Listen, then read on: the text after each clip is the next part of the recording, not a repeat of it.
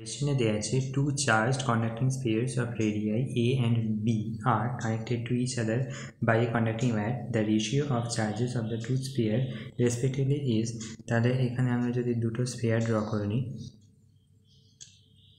এরকম একটা, দেন দুটো স্ফিয়ার যদি একটা কন্ডাক্টিং ওয়্যার দিয়ে কানেক্টেড থাকে, এটা ধরে নেওয়া যাক এ অ্যান্ড এটা বি, তাহলে দুটো স্পেয়ারকে যদি আমরা কন্ডাক্টিং ওয়্যার দিয়ে কানেক্ট করি তাহলে এদের পোটেনশিয়াল সেম হবে, তাহলে ভিএ ইকুয়ালস টু ভিবি হবে। ঠিক আছে, আমরা জানি কিউ ইকুয়ালস টু সিভি। এবার এখান থেকে আমরা বলতে পারি V equals to Q by C. ঠিক আছে, তাহলে Q A by C A equals to Q B by CB.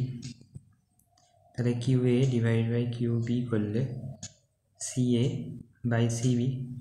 তাহলে ক্যাপাসিটেন্স অফ এ, এটা রেডিয়াস যদি এ হয় আর এটা রেডিয়াস যদি বি হয়, তাহলে সি এ বাই সিবি, তাহলে সি এ হচ্ছে 4 pi epsilon not A divide by 4 pi epsilon not B হবে।